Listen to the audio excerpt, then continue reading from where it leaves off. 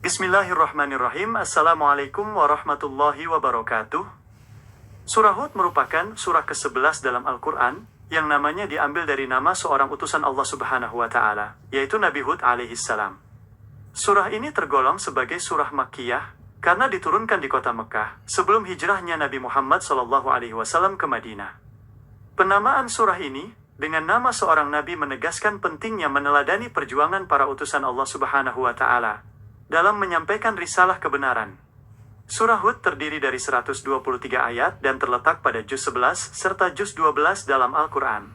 Periode turunnya surah ini terjadi pada masa-masa akhir fase Mekah, sebuah kurun waktu yang penuh dengan tekanan, ujian berat, dan penolakan keras dari kaum kafir Quraisy terhadap dakwah Nabi Muhammad SAW.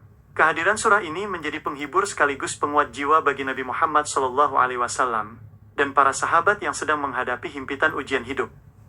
Garis besar kandungan surah Hud berpusat pada penegangan pilar akidah, ketauhidan, keimanan kepada hari pembalasan, serta pentingnya keteguhan sikap atau istiqomah dalam menjalankan perintah Allah Subhanahu wa Ta'ala. Surah ini menegaskan bahwa segala rezeki, takdir, dan pengetahuan gaib hanya berada di bawah kekuasaan Allah Subhanahu wa Ta'ala semata. Manusia diajak untuk senantiasa bertawakal dan menyadari bahwa setiap perbuatan di dunia akan dimintai pertanggungjawaban di hadapan Allah Subhanahu wa Ta'ala. Kisah para nabi menjadi bagian terbesar dalam surah Hud, diawali dengan penceritaan panjang mengenai perjuangan Nabi Nuh alaihissalam dalam mendakwahi kaumnya.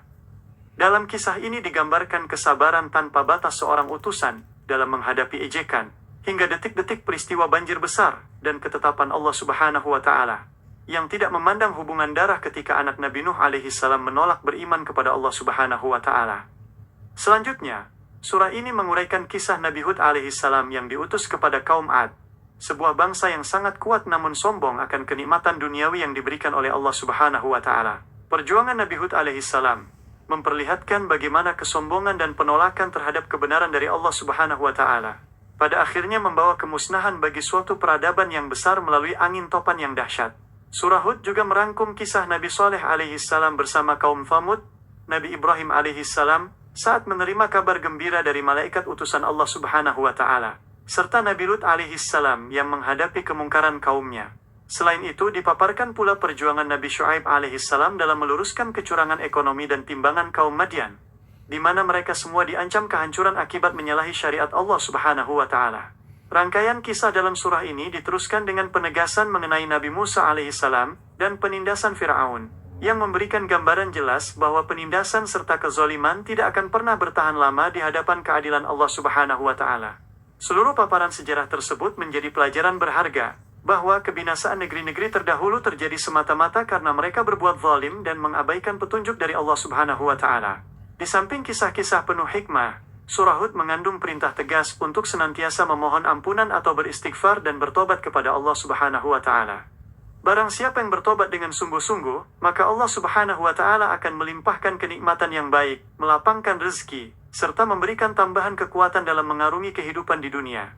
Pada bagian akhir rangkaian ajaran surah ini, terdapat perintah langsung kepada Nabi Muhammad SAW dan umatnya untuk tetap istiqomah, sebagaimana yang telah diperintahkan oleh Allah Subhanahu wa Ta'ala melebarkan keteguhan hatinya.